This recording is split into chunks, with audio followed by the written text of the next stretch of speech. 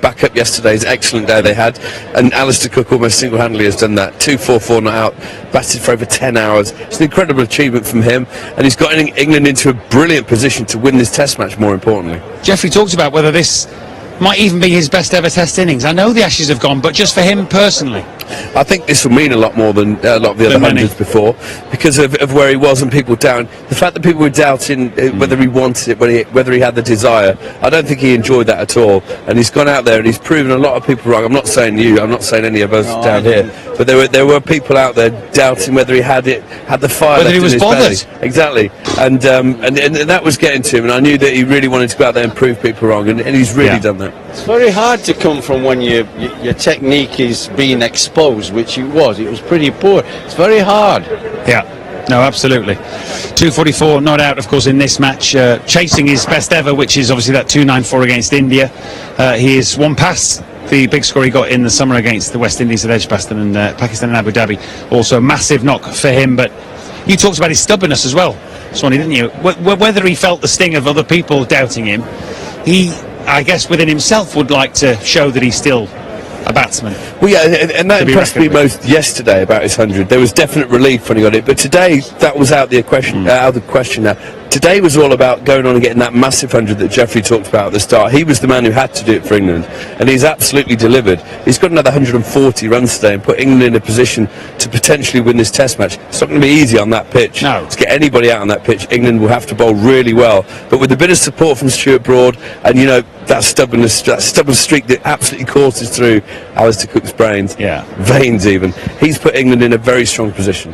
And we rightly point out the records he's breaking, chasing, but he also played for the team, didn't he? It's not just an individual thing, this. He's played for the team, particularly today at times. I've always believed that, look, if a batsman gets runs, a bowler gets wicket, it helps the team. It's bound to. I thought this was one of his better innings. I thought he played it as perfectly as he could this morning. I think I just said earlier he scored about 30 runs. And you're going, oh, is that just like... They were coming at him hard, they were trying to bottle him up, they were mid-off, mid-on straighter and a bit deeper, so when he hit good shots he couldn't get it through, and he had to work through those periods and not give it away. And then slowly and surely, as they get more tired and then they try things, he's expanded, he started taking it to them, and you saw at the end of the day, the last 2.5 sessions, he scored very quickly. And almost every time he's hit the ball, he's hit it with more power, better timing, and perfect placement. And that's what happened. And you deserve that because you work so hard in the morning when it's tough, when they're bowling tight, defensive, when they're fresh. Then in the afternoon, you have to work again. And he played one false shot before tea. I said to you, his foot got stuck in the crease again. He played and missed. I thought, oh, that's tiredness. I said on air, it's just tiredness. Tea came brilliantly for him. Have a shower, clean clothes, start again. He was superb in the evening session. He scored very quickly in the evening session. And form, confidence, belief, those things those words that we use, they are so important. They're hard to kind of bottle. They are. Somewhere he's found something from somewhere, hasn't he? And he's flowing. But it's often so close for a bowler or a batsman. They're one ball away with either taking a wicket or hitting a shot. I think Michael Vaughan said last night he hit one off the back foot down the ground that certainly said to us, oh, hang on, he's back, he's arrived back. Whether that was the same ball for him or whether it was just the way he said he worked on his mental aspect about him before the game, being more positive, whether it was just a little thing, the first couple of balls, he just looked like the Alistair Cook of old, like he just put all that bad form to rest. He did say a little bit of technique he'd worked on, as well as the mental. His technique was better. It was. Thank you very much for your contributions today. Appreciate it. That's one of you stay there. We're going to take a quick break, but after which we hope to hear from both Stuart Broad and Alistair Cook. They will be with us shortly here in Melbourne.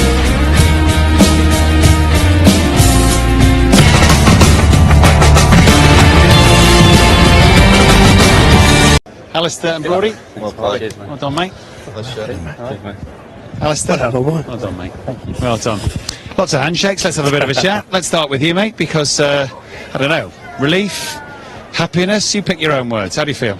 You just give me two. I just use them. Last night it was relief and quite emotional, and today I was quite proud that I came back, got in again, and dug deep to get a big one. And I think when you've been in kind of the form I've been in, you get a chance to get in on a flat wicket. You're extra hungry to make it a big one, and I suppose as Gucci says, it is a daddy 100. 10 hours and 37 minutes, something like that, you've been at the crease? Yeah, yesterday was probably a bit tougher because it was a lot hotter yesterday, and after fielding as well. But sorry, I'm just making myself sound all right. But yeah, it's nice to get a. You're allowed. You're allowed. How much did you two have fun in the sun, eh? About an hour or so ago. Yeah, we did. Like actually, it was 100, wasn't it? 100 partnership. It was quite like got broadly focused on zero targets, and he played beautifully, and I just kind of gave him the strike, knocked singles, and he kept crashing on the ball. Increasingly confident you looked out there, didn't you? Well, Cookie said, rather than looking too far ahead, let's try and just get 5 runs at a time, and that was it's quite helpful actually as a low order, because it means you're not focusing too much in the future. You're just trying to break it down into those little partnerships, and it was good fun. I mean, Cookie, I was quite conscious I didn't want to take Cookie out of his comfort zone, if that makes sense. You know, that little bubble that he's been playing in. You know, I used to bat with Swanee, we'd just try and cause chaos, wouldn't we, and try and outscore each other. Whereas I was quite conscious to let Cookie sort of do his job and not. Well, you didn't want to steal his thunder, did you? That's what you didn't want to do. It was good fun actually. It was really helpful to like share the strike a little bit. You know, it's always when you get a bit of pressure built on you as a lower order, when you get 6 balls with the same bowler a lot of the time. We managed to rotate the strike a bit, and that helped a lot. Boys, I'm intrigued, Cookie. I've seen you score thousands of Test runs, but I don't think I've ever seen you hit the ball so hard straight. Have you made a technical change over the last week or so? Have you got a better bat? You've been doing a bit of work on the weights.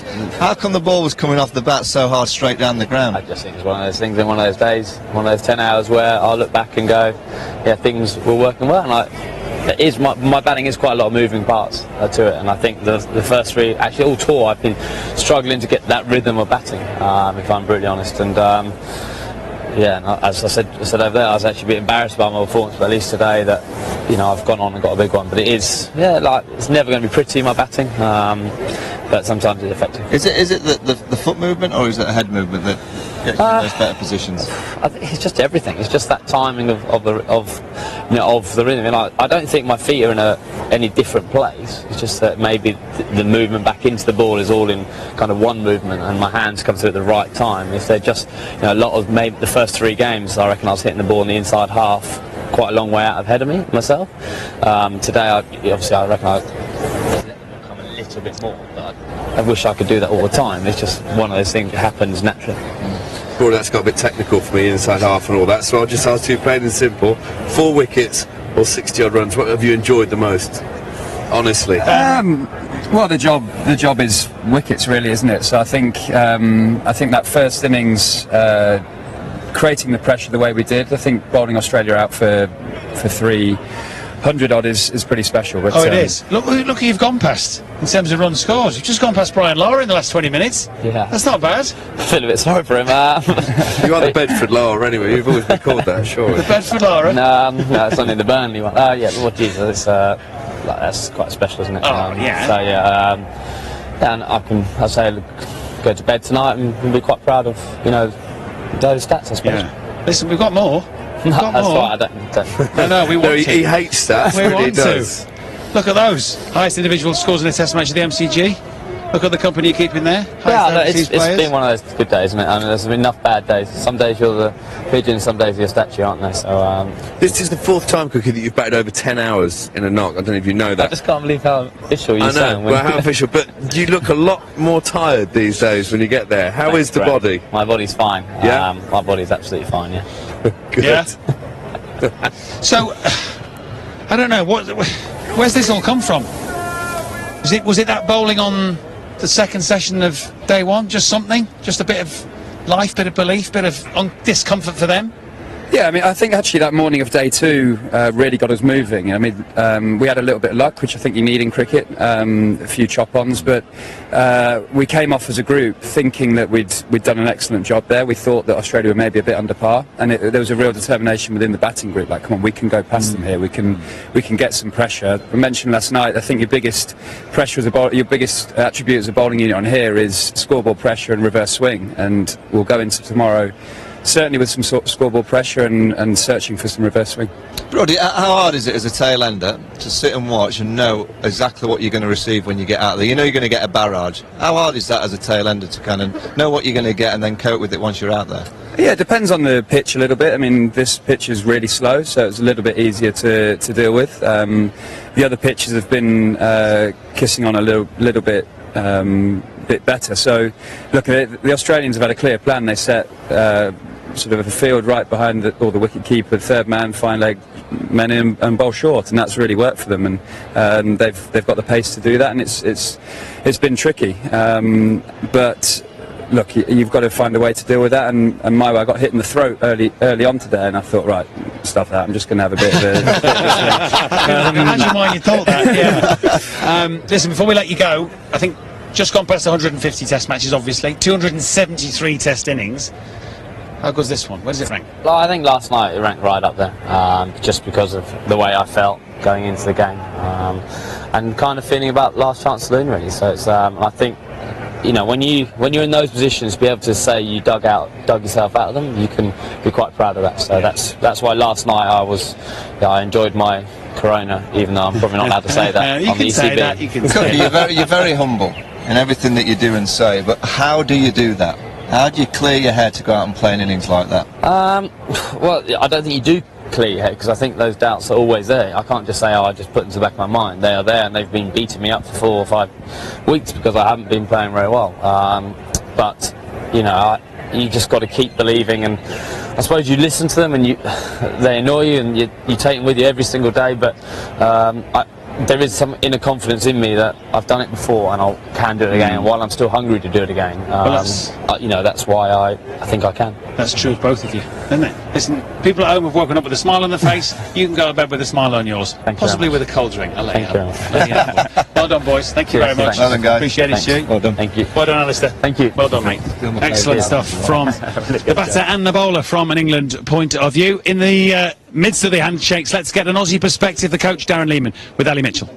Well, a long day in the field for Australia. Darren, is there much more that your bowlers could have done in the face of Alistair Cook finding form like he has? Oh, he was fantastic, wasn't he? Full credit to him, the way he concentrated for the whole day. And yesterday, he certainly showed what Test match batting's about. So for our point of view, we worked really hard today. We created some opportunities. We didn't take them. So that's the key to Test match cricket on these type of wickets, taking opportunities. How hard did you rate those 2 chances that went to Steve Smith? Oh, they're always tough. You've got to stand so close here in Melbourne because the wicket keeps a bit low. So it's always tough, but, he's a fantastic fieldsman, trains for those sort of situations. So he'll be disappointed, but that's the game of cricket sometimes. The way England played today, full credit to him. Pace has been such a weapon for Australia. Are you a little frustrated by the lack of pace in this pitch? Yeah, you'd like a little bit more bounce, especially for the tail, more than anything else.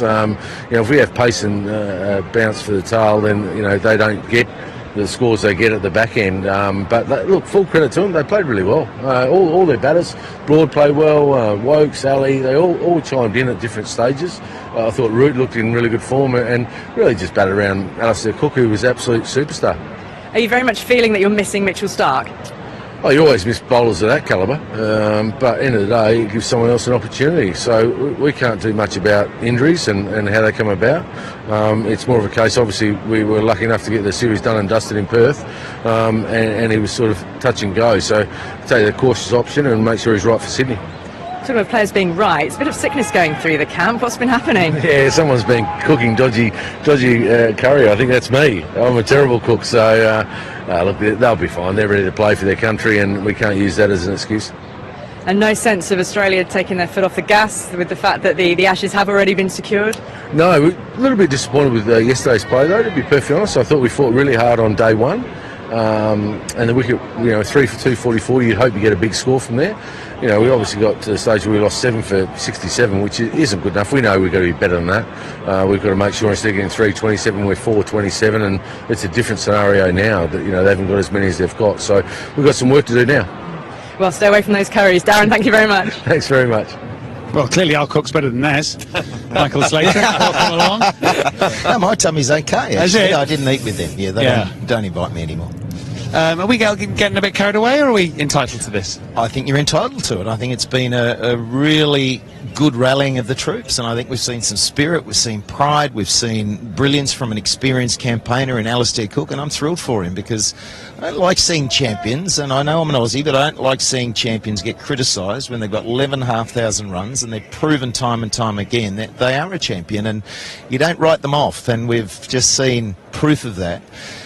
Incredible innings, but it just goes to show if you've got a guy who goes on and gets the big one, you can build off that. And get it with Joe Root, and then you look at those scores, 2-7, 37, 16, 7, 14. What are you doing, Alistair Cook? You should be scoring runs. And I don't care how many runs you've scored or how long you've been in the game, you feel that and you're disappointed, and the game becomes really tricky.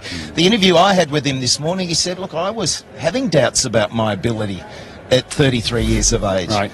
So it just shows, doesn't matter how long you've been in the game, you can have some self-doubt. Yeah. You've always got another 10 hours I at the think crease he's and pretty stuff, happy yeah. with himself. Well, I think it's a great lesson to youngsters, because just look at the 2017 for Alistair Cook, 2 huge scores and a lot of failures in between. If you get in, make sure you cash in. Yeah. Well, the person I'm most happy with this, Graham Gooch, who is his mentor and his sort of idol, always used to speak about daddy hundreds. If you get 100, 110's nothing. You go on and get a massive one. And Alistair Cook has always done Well, that. he used to say, fill your boots.